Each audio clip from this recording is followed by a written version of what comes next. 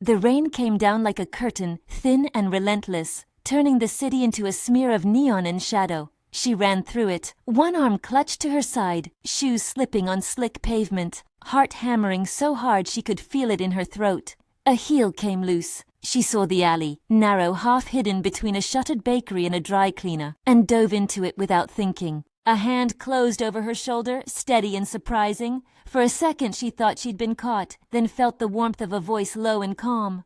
"Hey, you okay? Get in the car, now!" She blinked up into a face she did not know. Dark hair plastered to his forehead, stubble, eyes the odd, startling gray of storm clouds, an expensive coat clinging to broad shoulders. He smelled faintly of cedar and coffee. His presence was an illusion of safety in the rain. Her fingers tightened on his wrist before she could stop them, but she let him guide her to the nearest vehicle, a black sedan idling under the awning, its headlights a soft pool on the wet asphalt. She crawled into the back without asking. The car door shut with a thin click that sounded like a verdict. For a breathless second she let herself think she was hidden, that the world outside had to look past this small, cramped sanctuary and keep going. Then she realized how cold she was, how one sleeve was wet and clinging to the bone under it, how the pain in her ribs flared when she drew breath. Blood slicked her palm where she pressed a napkin to the wound. The man moved to the passenger seat and turned. He watched her with a calm she could not name, neither pity nor curiosity, but something that held the frantic fluttering of her chest at bay. He reached into his jacket, produced a bottle of mineral water, and handed it to her. His hands were careful. "You shouldn't be out in this," he said, voice close enough that she felt the vibration in her ear. "Who? What happened?" She swallowed, tasting copper and rain. The words coiled hollow in her throat, heavy and dangerous. She could not tell him the truth. Not yet. Not here. Not with the men who had come through the Wenmere estate like vultures an hour ago, tearing through rooms and throwing up lights and shadows, looking for anything that smelled like legacy. Her grandfather, Stanley, still slept in the upstairs wing, fragile as a bird with a cough that rattled his ribs like dried leaves. Victor Lenoir, her father's hand now clasped on every document and bank code, had orchestrated the return that forced her steps onto that slick pavement. She had come back to save him and had met violence instead. "I slipped," she said. The lie was small and her voice shook.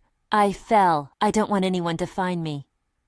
The man, Nate, she learned his name when he signed the receipt at the dry cleaner a week later, but now he was only the stranger who had offered a towel and steadiness, leaned forward and studied her face with the cool attention of someone used to reading people like books. "You're hurt," he said. "That's more than a slip." Something in the way he watched her made her want to tell him everything. Instead, she stared at the drops running down the window, trying to count them until the world steadied. She could feel his eyes, heavy and constant, on the bruise forming at the base of her throat.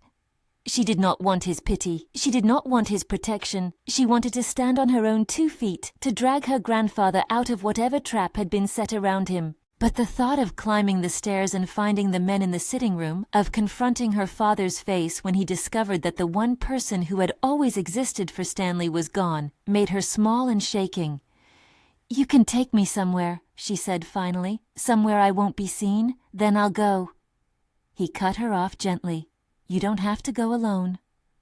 That was how the stranger became something more, how a man with no ties to the Wenmere name slid a hand under her knees and hoisted her into a more comfortable position, how he drove them away from the wet alley into the flashlight-blind arteries of the city. He kept the engine running, a small island of warmth, and when she started to tremble he pressed a wool blanket into her lap and somehow produced antiseptic wipes like something out of a field kit. She watched him as he worked. Short, efficient movements, a thumb pressing at her wound the way someone trained in emergency care might. He bandaged her palm with a professional calm that told her this was not the first blood he had seen.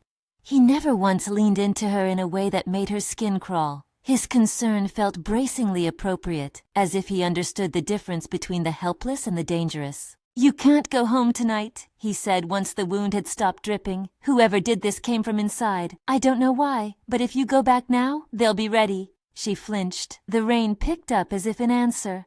"You don't understand," she whispered. If I don't go back and if you go back and they take him away from you," he interrupted. Is that a risk you can accept? She thought of Stanley's thin fingers, the way he hummed to himself in the early mornings as he turned over old family letters. She thought of the first time he read to her from a tattered card deck of fairy tales, making voices and giving the villains names. She thought of the pill bottle on his bedside table, the schedule she'd memorized when Victor had decided she was useful again. The thought of losing him, of stepping into a house that had become a courtroom and finding him gone, made something inside her go incandescent with an animal kind of fear. "No," she said. He watched her then, and in that look, she felt the impossible recognition of having been seen. For a moment, it was just two people in a car, the stranger who had stopped to help and the woman who had run until her legs betrayed her, each carrying their own private lists of losses. Then, as the windshield wipers cut their steady rhythm across the glass, something like an electric current flickered across his face. It was sudden and disarming, as if a switch had been thrown. There was a softness there, yes, but threaded with an unmistakable half-smile that softened the corners of his mouth. "I'm Nate," he said. Nate Smith. Her mind snatched at the name. Smith, of Smith Holdings, of tabloids and high-rise art openings. She had seen his face before, glossy and smirking on the covers of lifestyle magazines, often pictured with different models and different causes, always impeccably detached from whatever mess the rest of the world made of itself.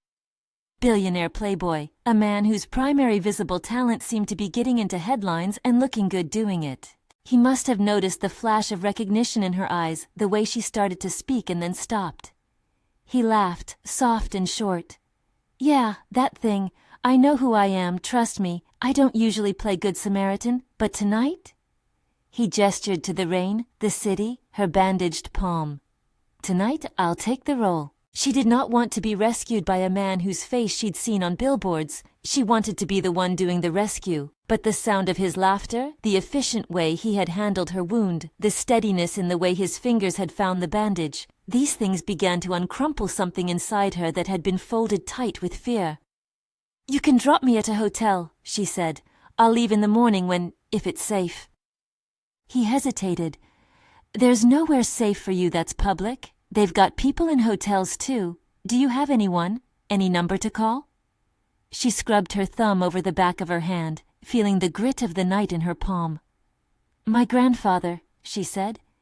"If something happens at the house, I need to be there. I can't just—" Nate watched the way her jaw clenched and then relaxed. "Okay," he said, voice low. "Then we go back together."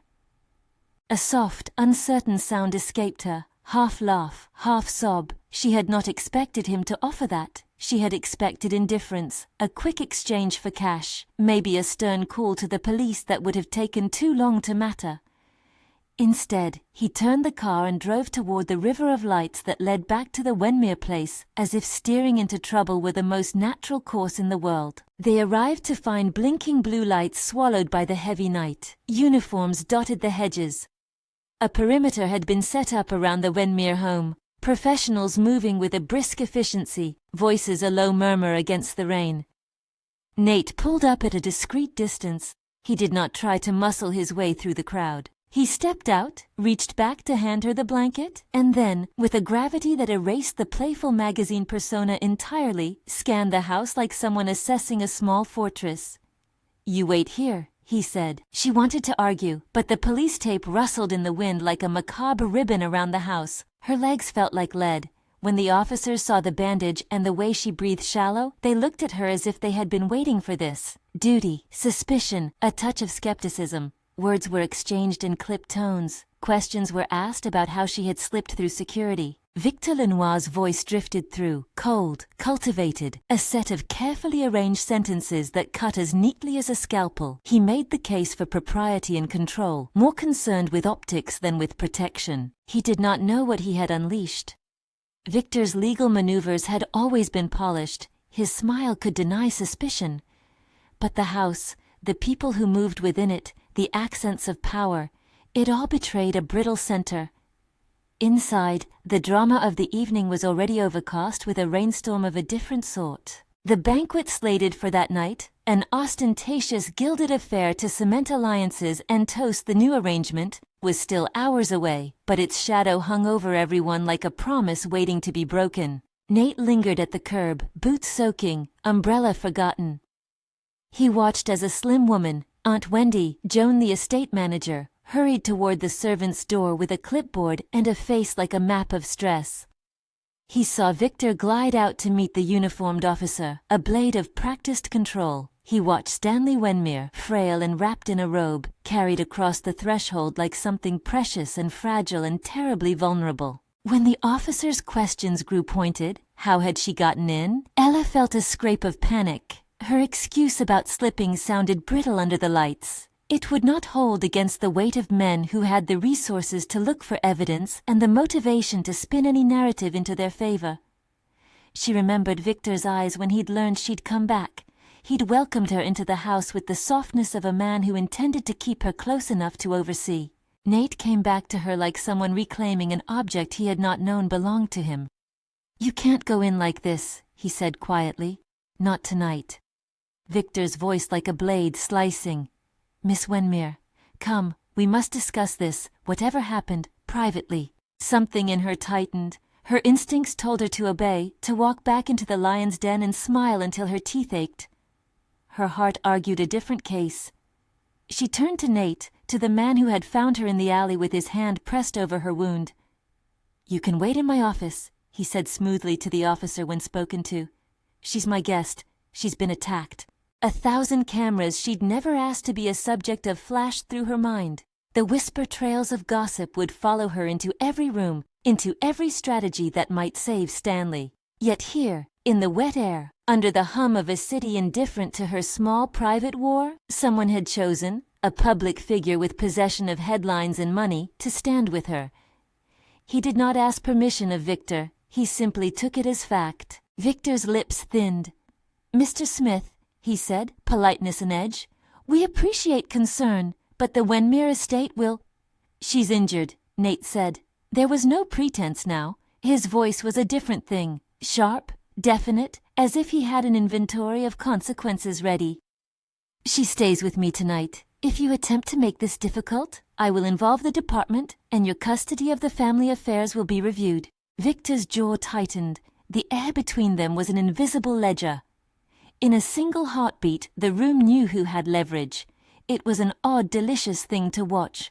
A wealthy man used to buying whatever he wanted, encountering the kind of person who could not be bought and chose to stand in another's path simply because he deemed it right. Ella felt the world pivot on that exchange. There was safety in being under Nate's roof. There was safety in his refusal to be trampled by Victor's polished cruelty. Yet there was also a terrible raw exposure, a step into a public life composed of contracts and appearances where her injuries would become another bargaining chip. She thought of Stanley under his blanket and of Victor's cold, practical eyes. She thought of the men who had come through the house and of the documents they had rifled through. There were papers gone, papers that mattered. She had seen the way their gloved hands treated sealed envelopes like they were small veins leading to a heart of inheritance. She had known before leaving that Victor's kindness had always been currency, that his control of resources had been absolute. To lose that was to watch the last tether to her grandfather's name fall away. Inside the slick sanctuary of Nate's car, with the rain beating a steady rhythm on the roof, she let herself breathe for the first time since the alley. She felt foolishly grateful that fate had placed her in the path of a stranger with a white-heat willingness to protect. She did not yet imagine what that protection might cost either of them. He drove her to his building with the anonymity of a man who owned the night as well as the morning. The lobby smelled faintly of lemon and new leather. A doorman opened the door with a deferential nod, and, for the first time in hours, Ella allowed a sliver of tired luxury to wash over her. Nate's apartment was exactly as she'd pictured his life might be, modern, deliberately curated, surfaces that hinted at money without shrieking. He offered her a spare robe, hot tea, and a couch that tilted life back toward the ordinary. They did not speak much. Conversation felt like sparklers in a storm, bright and burning and likely to be snuffed out quickly. He sat with his fingers laced at his knees while she drank, watching the way she sipped like someone measuring whether she could trust him. Every so often his expression would soften, and she'd wonder if it was concern or an impossible early affection. He kept asking small questions that showed an interest in who she was beyond the splashes of the night. "You don't have to explain," he said once, when the restlessness in her voice reached a fever.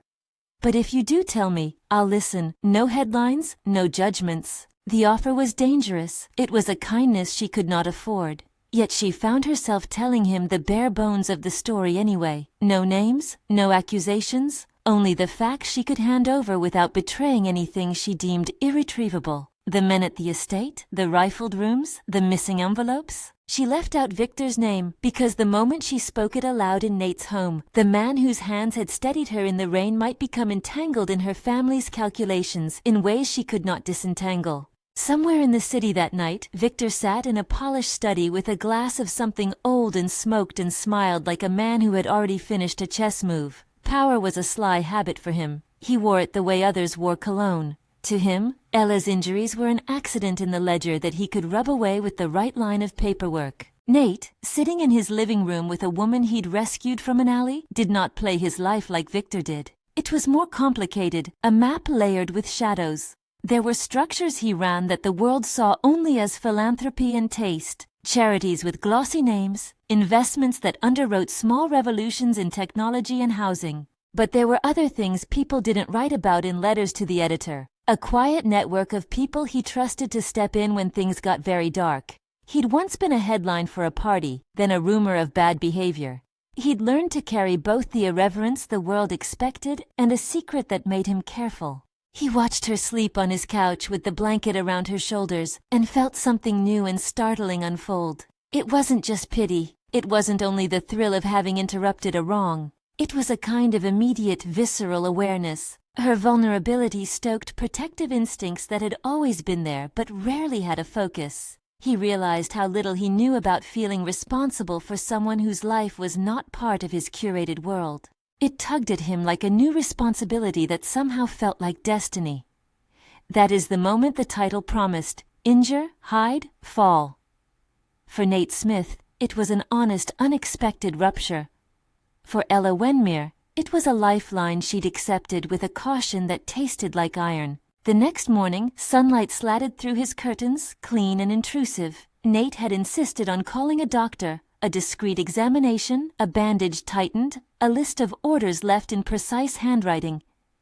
Ella's pride bristled at the gentleness of it all. She wanted to be a force, not a patient in someone else's living room. Yet the quiet efficiency of Nate's care made her consider, briefly, that perhaps there existed strength in accepting help.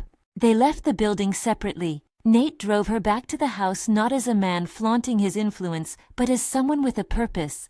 Victor watched them approach as if the world obliged his timing. The press had been kept at bay. The banquet would proceed. That was the thing with power. The show must go on.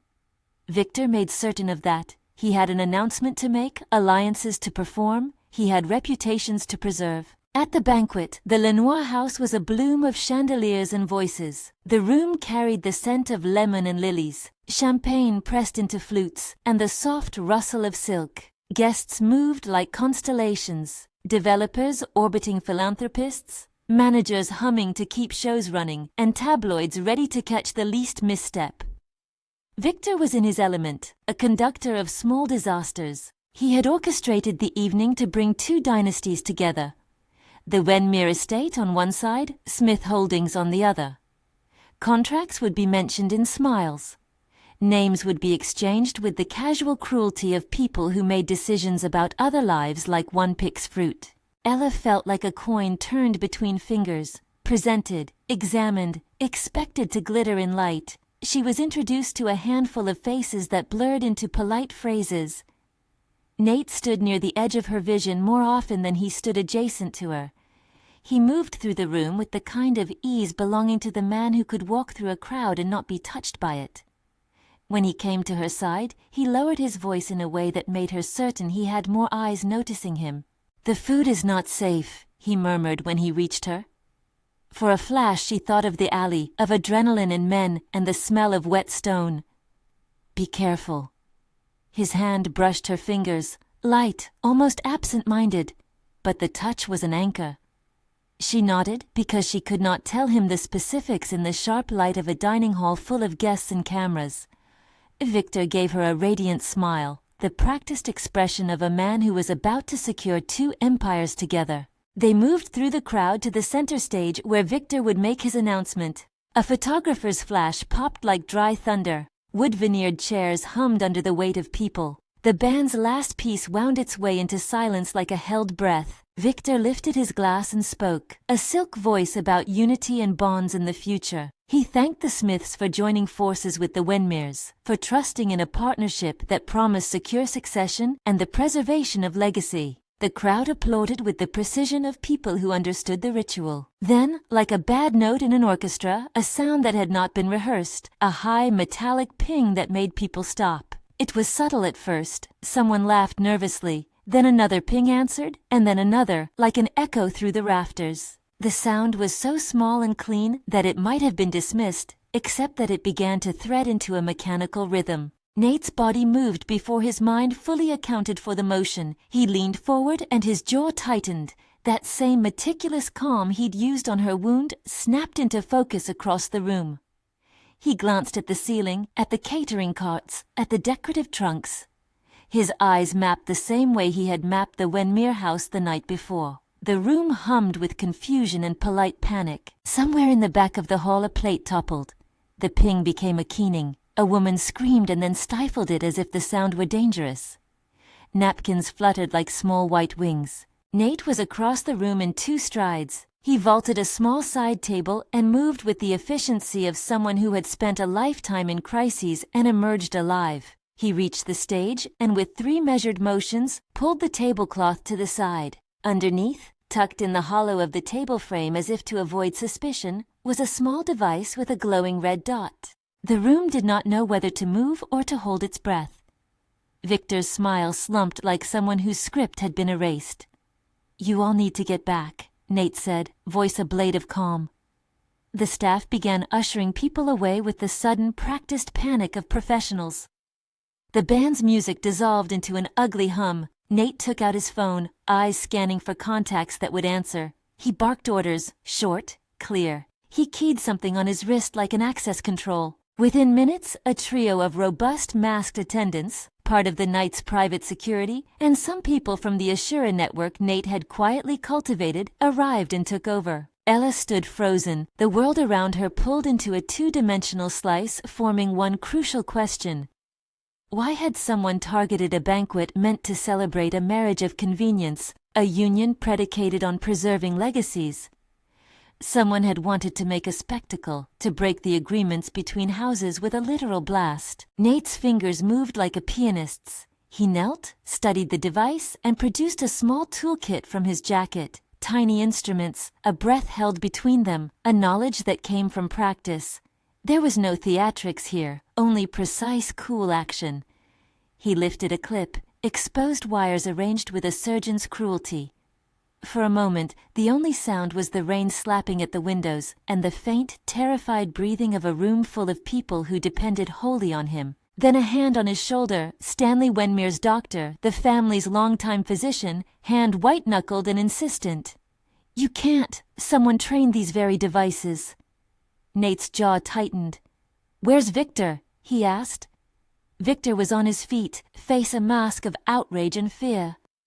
"We need to leave," he said, voice shaky. The immediate need to control the narrative warred with the sudden terror of realization. Nate's movements were quick and surgical. The red light blinked, then stilled, and the device was neutralized. He did not pretend it had been easy. His fingers trembled with an aftershock that had nothing to do with adrenaline and everything to do with the awareness of mortality. The crowd was evacuated under his direction. Paramedics were brought in. By the time the press had been escorted to the perimeter, the room was a shell of a party that had been narrowly averted. Later, after the forensics team had photographed the device and the catering manager had been questioned, Ella and Nate found themselves standing in a temporary command center in the study. The candlelight in the adjoining room had been snuffed. The chandeliers were dimmed. The house hummed with the kind of low, watchful energy that followed events that nearly ended badly. "You didn't have to do that," Ella said quietly, remembering the moment in the alley. She expected the old Nate, smiling in glossy magazines, to preen at the rescue. Instead, he looked tired, small in a way that was not weakness but endurance. He shrugged. I didn't want anyone to get hurt. You were here. I didn't want you hurt. Why me? He looked at her as if the question tapped open something careful inside him. Because you were injured, he said simply, and because whoever did that knew how to aim at things that matter. She thought then of papers that smelled like old ink, of signatures that had been replaced by the cold hand of greed. She thought of her grandfather's fragile breath and Victor's polished voice. The banquet had not been an attack on the family as spectacle alone. It had been aimed like a scalpel at the institution that was her home, at the legacy that gave her grandfather a place to rest. For the next days, the house turned into a courtroom of suspicion. Forensics came and went like a tide. Officers smelled of antiseptic and coffee. Questions moved through rooms like moths. Someone had wanted to create fear, and fear had the neat way of dividing the world between the cautious and the reckless. Then, in the midst of this controlled chaos, a discovery surfaced that shifted everything. A box, hidden in a library smock, old documents stacked beneath a false bottom in a locked drawer. A cleaner had found it when he was dusting in a hurry, the kind of small kindness that only a person who had been with an estate for a long time could practice. The box had not been meant to be found. Its removal would have gone unnoticed, if not for the way cleaning had unlatched secrets. Inside, there was an original will, folded with care and signed with ink that had dried decades ago. It named Stanley Wenmere as the principal heir in ways that could not be easily explained away. It detailed trust allocations, charitable bequests, and an order of succession that exempted Victor from the majority of control. Whoever had forged documents to shift control had been using a later version of the will. This one, brittle and full of the Wenmere hand, was the real thing. The discovery felt like a punch of light. For Ella, the box was a violation and a vindication in a single breath. Someone had tried to erase her grandfather's true wishes, and in a quiet corner, a cleaner had, without fanfare, uncovered the truth. Victor's face, when Ella presented it to him in a terse meeting in the library, was an intricate mask. He did not deny the existence of the older will. Instead, he spoke with the practiced contortions of a man who could frame any loss as a minor accounting error. He suggested the paperwork had been misfiled. He expressed concern over the scandal. He proposed options: quiet settlements, discreet transfers.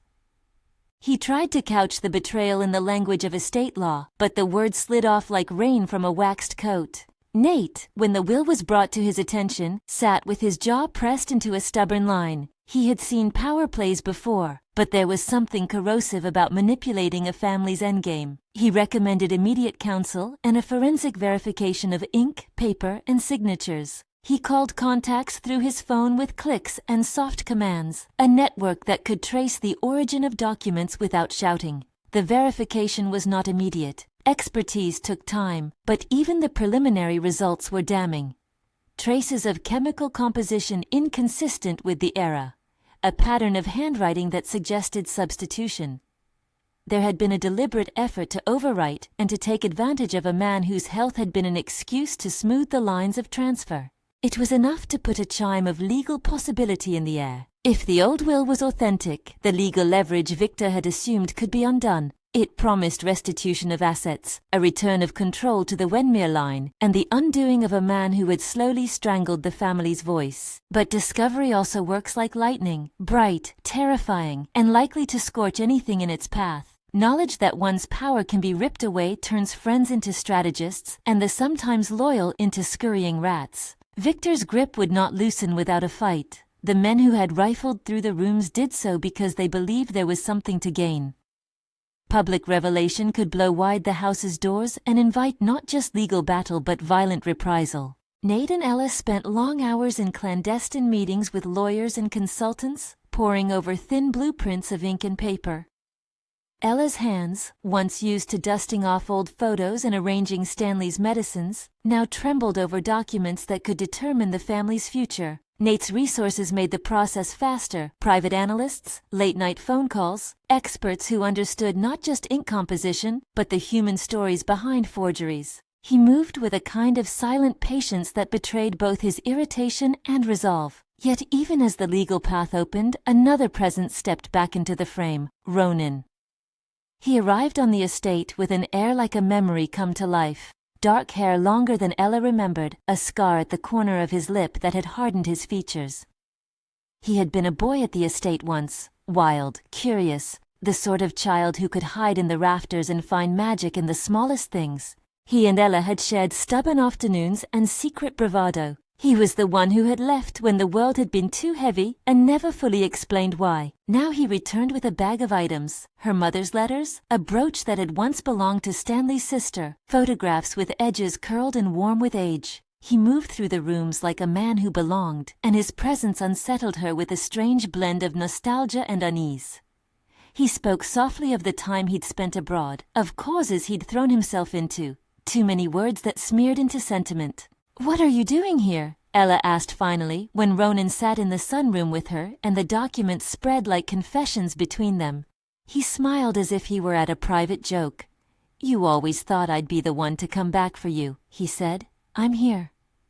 Something in his eyes flickered, charity, longing, pain. He handed her a small worn photograph. In it, two children grinned like fools, one with Ella's laugh and hair, the other with Ronan's dangerous, smiling eyes. The photo was a snapshot of a purer ledger, a time when loss had not yet learned to hide behind compromised wills. She wanted to trust him because she wanted to anchor herself to something she could understand. Instead, she found that trust felt like a fragile glass, easy to crack in the hands of a man whose ambition was masked as tenderness. Ronan spoke of injustice, old betrayals, and people who had slipped through the cracks. He existed in the gray between victim and radical. Ella found herself both drawn to and wary of him in equal measure. "You left us," she said, her voice threaded with a grief she had held in her ribs for a decade. "You left when we needed you, and you expect us to welcome you back with open arms?"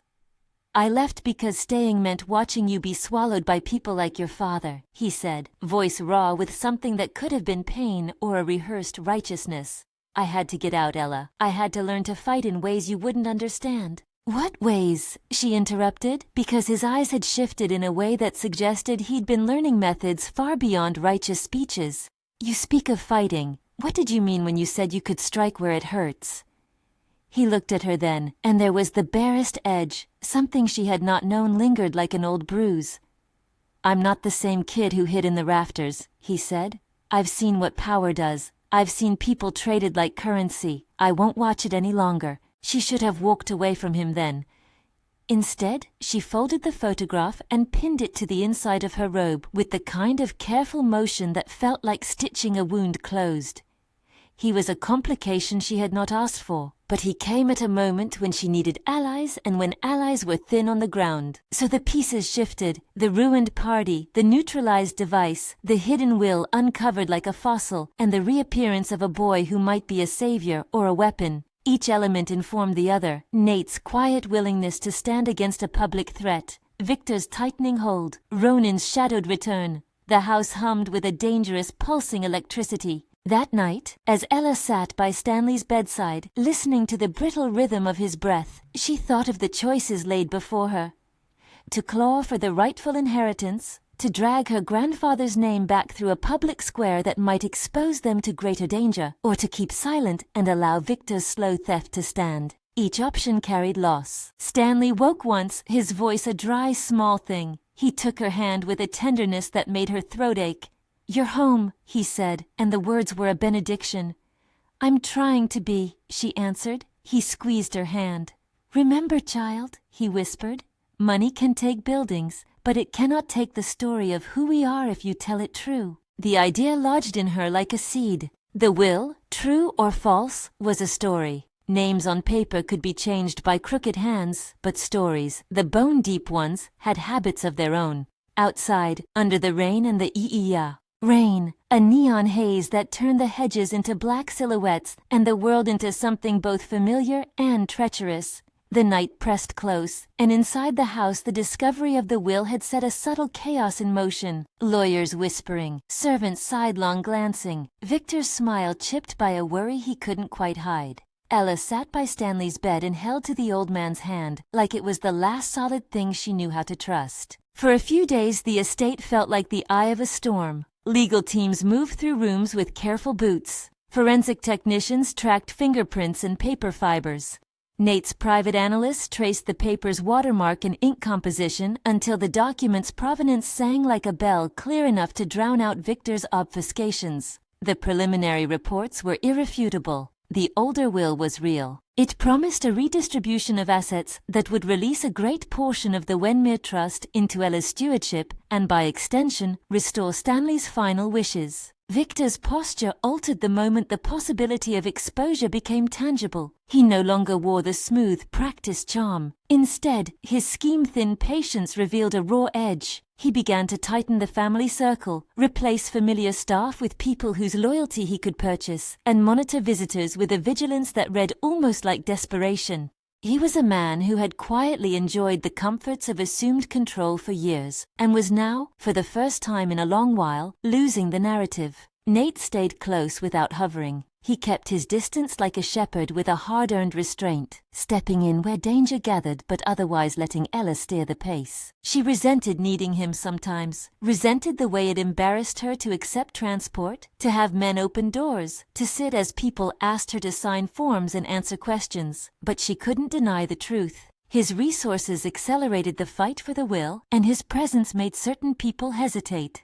"You don't owe me anything," she told him one afternoon as they waited outside a stone church where a verification hearing was scheduled. The light was sharp, a winter sun that did nothing to warm her. He turned the steering wheel with slow hands.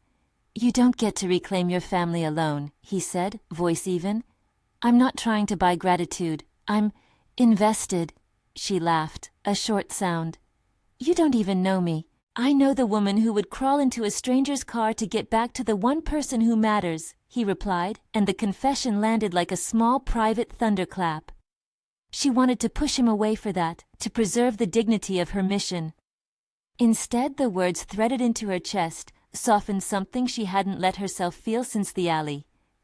If you're into dramatic billionaire romances and rescuers with a secret, hit subscribe. The hearing was brusque and clinical. Victor's attorneys argued, parried, and leaned into technicalities. Nate's team countered with lab results and chain of custody evidence that made the later will impossible to defend. In the white light of the courtroom, signatures and dates gleamed like small truths.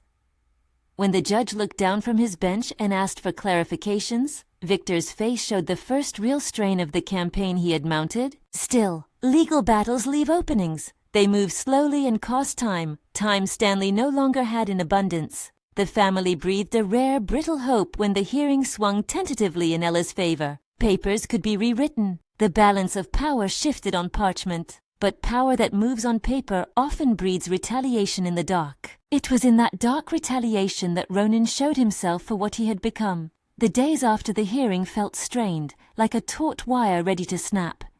Staff were restless. Old friends watched from the periphery. And then, while the estate slept under a thin layer of frost, the world tilted on its axis. Ella had been in the study early, going over a list of medicines Stanley needed, double-checking dosages and times. She kept finding herself at the window, watching the Black River, and thinking of small, ordinary things. How Stanley liked his tea nearly cold, and how he'd taught her to fold corners in books to mark favorite lines. That ordinary tenderness was shattered by the sound of a boot on gravel, precise and not meant to be friendly. She turned and found the room darkened by a figure she both knew and could not have expected. Ronan stepped through the doorway the way someone might enter a memory. Familiar hair, the same crooked smile that had refused to settle completely into adulthood, but his jaw set in a way that suggested hard miles and harder decisions. He held a small device that might have been a phone or a remote. His eyes were glazed in a focus that chilled her more than any accusation. "Ronan," she breathed. She shouldn't have felt the relief that fluttered there. He had been a boy who'd once shared adventures with her beneath the eaves. He had been a friend. But the boy in the photo had traded innocence for something more jagged. "You shouldn't be asking questions you don't want answers to," he said, stepping closer, voice low and even.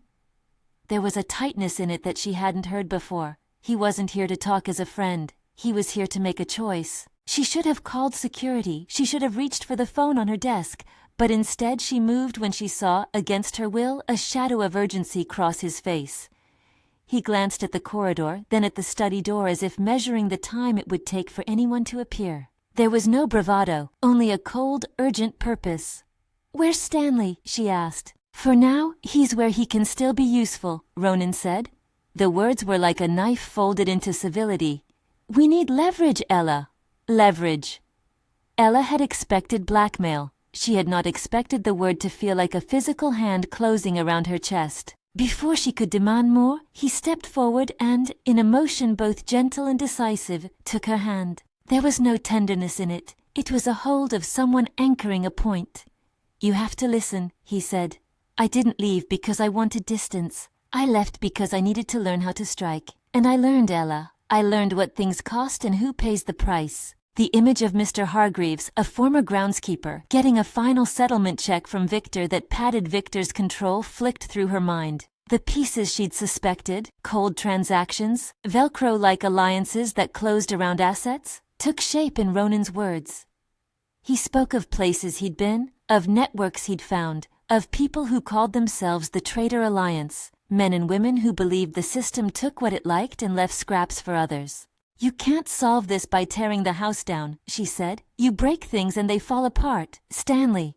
"He's alive," Ronan interrupted. "He's alive because I needed you to choose. The wedding, your marriage, was meant to be a coronation of Victor's new control. He was going to net an influential alliance with Nate, and once you were tethered to the Smith name, the trust would be malleable. I couldn't let that stand." "You kidnapped him," she said, the words more accusation than question. "I took him," Ronan corrected. "You think I did it for revenge alone. I did it to force the truth into the daylight. Victor's men were preparing to steamroll to get what they wanted. I didn't want to watch you be a pawn." His voice cracked then, a sliver of the old boy breaking through the armor. I thought if I took the one thing they counted on, you would have to choose with eyes fully open." She thought of Stanley's thin hand in her own, his small laugh when she'd read aloud from an old book. She thought of the way his eyes had found hers, a request for protection she felt incompetent to fulfill by any lawful means. "You put him in danger," she whispered. "You brought the danger into the open," Ronan replied, "and you made a choice." He left then, like someone closing a book without looking back. Ella's call to security was a raw sound lost among the beating of her own heart. When the team reached the study, it was empty. The window was ajar. The frost on the grass shimmered like a small accusation of footprints. The estate turned into a search grid by sunrise. Phones rang with a speed that made Ella dizzy. Nate's face, when he arrived, had the sort of white focus she had rarely seen, an intensity that said he would move mountains if necessary. The word kidnapping hung heavy and precise. Ronan's audacity had changed the scale from a legal battle into something that required immediate, dangerous action. For a while the team worked without pause. Security footage scoured for clues, guest logs checked, every known address of Ronan's associates called. But Ronan had planned for contingency. He'd vanished like smoke, leaving nothing but a breadcrumb trail of messages directed at Ella. "Stop the wedding, or your grandfather loses everything." He had attached proof. Stanley's watch and a photo clasped to a gloved hand. A partial audio note of the old man humming a tune that Ella could have sung in the dark. The messages were not just threats. They were a challenge, a gauntlet thrown at the feet of a woman who had been forced to choose the kind of fight she would enter. Nate paced once, twice, then stopped and sought Ella's eyes. "We set a trap," he said, the plan like a spear that needed sharpening. "We used the wedding as bait." Her heartbeat punched hard. "We risk everyone." "We risked Stanley the moment we made the will public," Nate said. "We don't have the luxury of slow moves anymore." She understood then. He wasn't offering a flippant solution. He was offering a risk in which both of them would have to stand in the line of danger together. It wasn't a rescue that could be outsourced to lawyers or press statements. It would require deceit, coordination, and a willingness to let the city's elites gather in one place they could control. They announced the wedding 2 days later, an intimate ceremony with a thin guest list, posted to create a press ripple but also to bait Ronan into a place they could control. Victor, roped into the spectacle by his own need to show public strength, agreed to build a grander show than his ego could resist. The plan unfolded like a chess match. Nate's people coordinated with local law enforcement and a private team of Ashura operatives. Men and women worked quietly in shadow, trained in extraction and surveillance. Ella prepared to play the part of a bride who had chosen to move forward, though the knot in her chest felt like something she might choke on. At the same time, Ella dug into what she could learn about Ronan's motives. She met with people from Ronan's past, the bartender who had given him refuge in a rough neighborhood, an old teacher who recalled his quick intelligence, and a woman who had been one of the first to accept him when he returned from the streets. Through those conversations, flashbacks stitched together, a childhood neglected after his own father died, a promise he'd once made to himself, never to be at the mercy of men who signed promises with blank consciences. The breadcrumb trail of sympathy for Ronan's cause made Ella's resolve more complicated. She understood his grievance, but she could not forgive the method. The wedding day dawned crisp and deceptively gentle. The Wenmere Gardens were turned into an elegant, controlled maze of guests, velvet, and candlelight. Security checkpoints hummed quietly. Nate's operatives blended with caterers, florists, and valet drivers, badges and credentials swapped with a practiced hand. Ella walked the ceremony route, feeling like an actor in a piece that might end in applause or bloodshed. Her dress brushed the steps. Her heart tripped when Nate reached for her hand with a gravity that promised he meant it. Victor, for his part, held his head high and smiled as if he had already won. His eyes, trained for performance, took in the crowd and counted the faces like currency. Someone had to be the focus of that night. The world wanted an image to anchor its gossip, and Victor liked to be at center stage. Guests filled the terraces. Cameras waited beyond the gates, their lenses a cool jury. The air tasted of winter citrus and the metallic tang of expectation. At the moment before vows, when everyone leaned in, Ronan struck. He did not come alone. The Traitor Alliance moved like a surgeon with a plan. Not a brash siege, but a carefully orchestrated incursion. They infiltrated service corridors, intercepted supply trucks, and slipped through staff entrances with convincing fake uniforms. They used false access cards acquired through social engineering, cards swiped from couriers bribed or threatened, passes copied from envelopes in the estate's trash. Their moves read like long practice, not improvisation. The lights flickered under the weight of a controlled blackout. For a heartbeat, the world was a soft, humming dark. Josh, a security lieutenant, hit a panic button. Nate moved. He felt, with a precision that had become second nature, the flavors of tactics that might succeed and those that would fail. He barked orders, his voice a knife cutting through fear.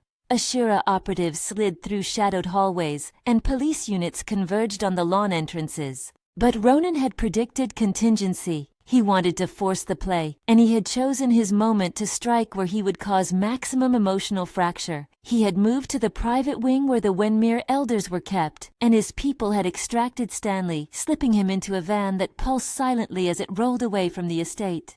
The panic that followed was immediate and raw. Guests cried out. A server dropped a tray, and the sound went sharp as a gunshot. Victor's bluster collapsed into frantic shouting. Ella's knees buckled with a sound like a small animal folding, the fragile center of her losing purchase. Nate gripped her elbow and hauled her into a side corridor, his jaw clenched and eyes bright with fury that had nothing to do with image.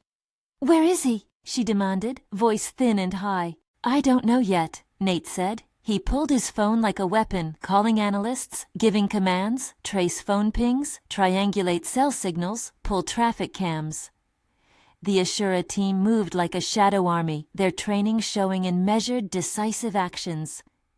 Nate coordinated with police quietly. Too much publicity would jeopardize Stanley's safety. They had to be surgical.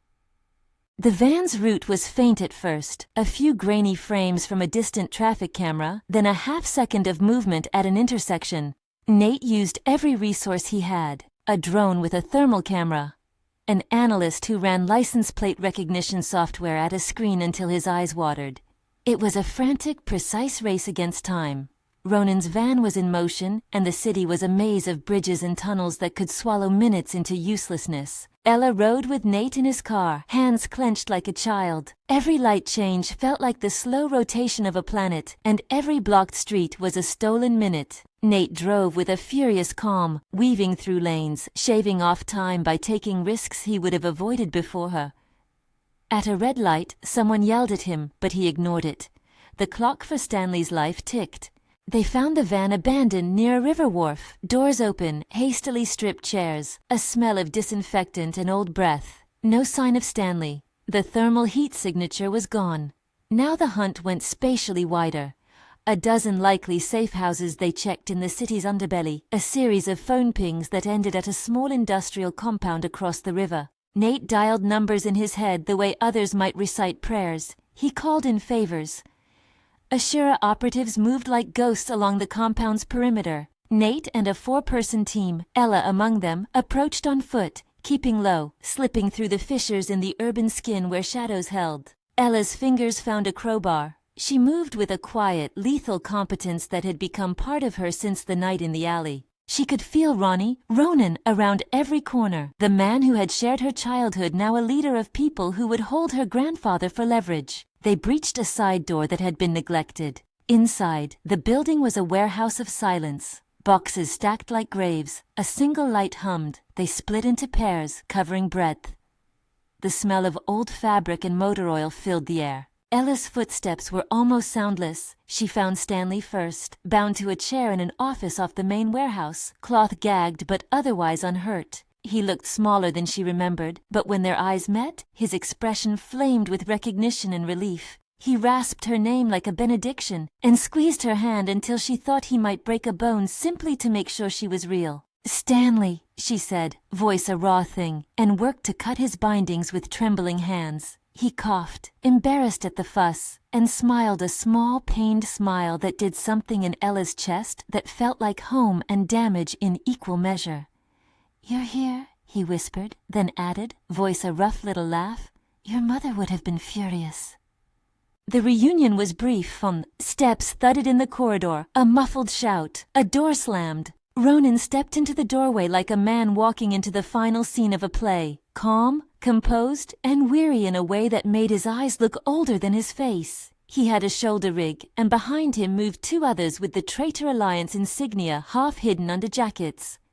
"You came," he said, a taut smile touching his mouth. "I hoped you would."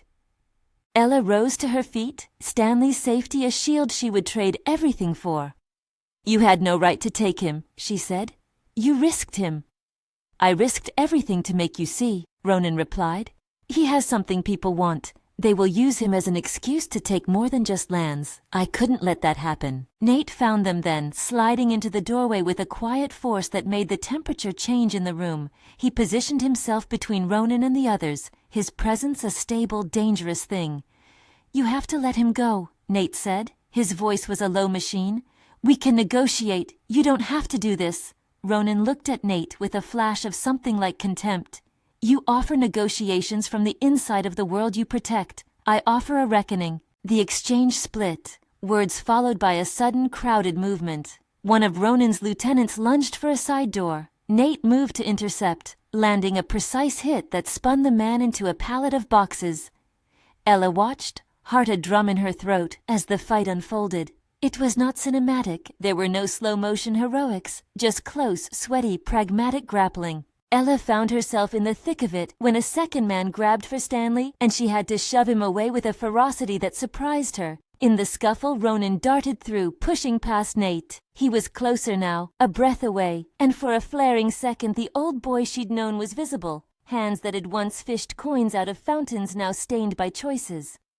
He grabbed her wrist, and the touch was like static. "You don't have to do this, Ronan," she pleaded. "We can make them pay in a way that doesn't take people." "They made me choose," he said, "and now I choose back." He turned and fled, making for an open side exit, pulling a thin rope fold of darkness with him. Nate reacted instantly, running. They followed through a narrow yard and into a tangle of sleeping cars and overturned pallets. Ronan's silhouette was a sliver in the half-light, a figure promising escape. Nate made a choice then, one that said something about who he was becoming. He did not call the police. He did not negotiate. He dove, tackling Ronan to the ground with a force that said he would not let this man hurt Ella or take Stanley again. The world narrowed into a single brutal focus. Hold him. The struggle was quick and messy. Ronan fought every inch, but Nate's experience and size gave him the upper hand. He pinned Ronan, breath hot and ragged. Cuffs clicked. The Ashura team had arrived just in time, their presence decisive and swift. They read Ronan his rights in a soft, clinical voice, as if they were reciting from a handbook, but the words felt inadequate. Ronan's eyes landed on Ella, and for a moment he didn't look like a criminal. He looked like a man who had been broken and reassembled poorly.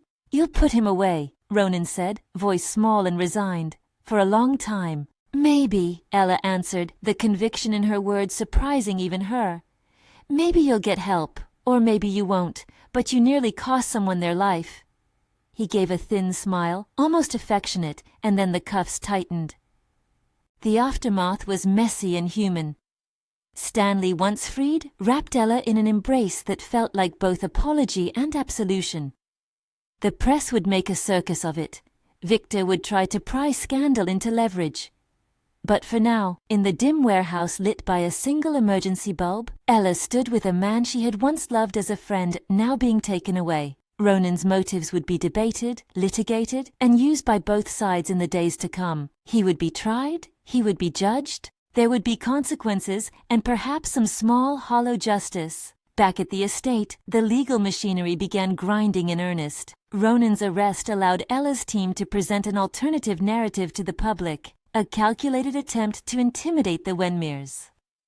With Ronan identified as the leader of the Traitor Alliance, arms of the alliance were traced to shadowy funding sources, a chain that led back to a network more concerned with political retribution than pure justice. The existence of the Traitor Alliance made Victor's manipulations look both smaller and more savage in contrast. One man's greed next to a group's vendetta. Victor, meanwhile, was exposed layer by layer.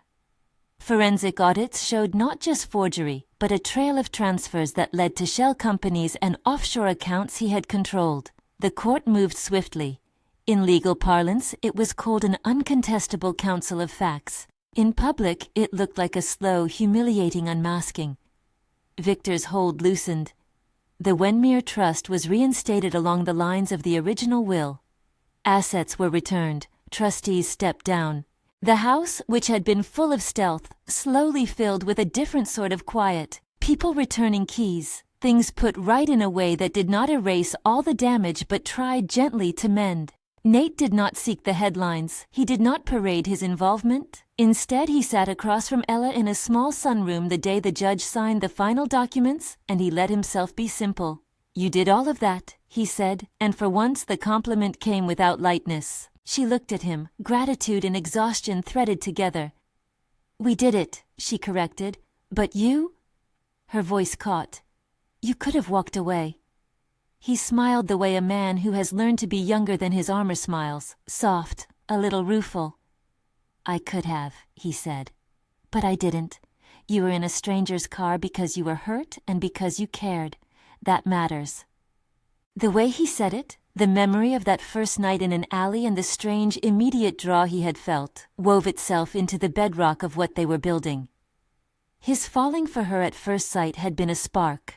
Loyalty and risk had fueled the flame into something sturdier. They planned a ceremony that was theirs, not the spectacle Victor had wanted. It wasn't a public carnival, but a small, earnest union, symbolic and real, held in the Wenmere Library among the books Stanley loved. Friends and a few family members attended. The judge who had presided over the case agreed to share words about truth and restitution.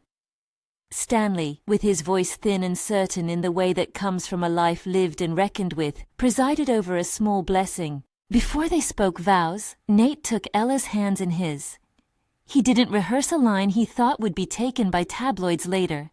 He said instead what he had felt from the start and what he had become. "When I found you in the rain," he said quietly, "you were small and pretending you could carry the entire world. In that car, I saw someone who would not be bowed by fear. I fell because your courage was real. I stay because your heart is honest. I promise to stand with you, not in front of you, and to be your partner in the ways you need." Ella's throat tightened, not from the weight of public performance, but from a private truth settling into relief. There had been a long fight to get to that room. The bomb, the forged will, the kidnapping, the moral tangle around Ronan. None of it could be unmade. But there, with Nate's palms warm and Stanley's old voice humming in the background like an incantation, she felt something mend. "I never wanted a handout," she said, half defiantly, half in apology. "I wanted to keep my grandfather's story true. I wanted to do it myself." "You don't have to do it alone," Nate replied. "We can write the next part of the story together." They exchanged vows that were simple and fierce. When they sealed them, it wasn't a spectacle so much as a promise, the sort that says we will rebuild, we will fight, and sometime, when the world is less loud, we will be quiet enough to be ordinary together. Ronan's trial played out in the papers with the kind of sympathetic analysis that made Ella uneasy. He had reasons, and his early life provided a frame that made condemnation complicated. Yet the law did what law must. It weighed the suffering caused against the suffering endured, and issued a sentence that would keep him from immediate harm to others, while offering a sliver of hope. Mandatory counseling, monitored land restitution programs where applicable, and a path that was narrow and uncertain toward redemption if he wanted it. Victor, in the end, lost much of what he had amassed. Stripped of key powers, his name became a cautionary tale. The estate slowly took on a different tenor. Where intrigue had once lingered, a quieter stewardship settled. Ella shifted into the role of guardian with an ease that surprised her. Her days filled with tending to Stanley, organizing the trust's charitable arm the way her grandfather had intended, and occasionally, with Nate, laughing at something small and private over late-night takeout. The world, predictably, loved a neat end. Headlines polished the rough edges. But the real victory for Ella and Nate was not the court order or the returned assets. It was the trust between them, the movement from a moment of unexpected rescue in an alley to a deliberate partnership founded in danger and patience. It was Stanley's faint smile when he saw Ella take the library's old armchair by her own choice and read aloud to the staff who had stayed through the worst. It was Nate sitting in that same chair, listening and reaching for her hand without pretense. Months later, on a clear weekday, Nate stood with Ella beneath the library's old stone arch and said softly, "I fell because you were brave enough to climb back into life." She answered him with a single resolute nod, and then a laugh that folded into a kiss. One that had the messy reality of two people who had been through a war and chose each other outside the headlines. They rebuilt in the image of what Stanley had taught them, careful, true, and honest. They created a fund that honored the Wenmere legacy, one that would go to people who had been sold out by systems of power.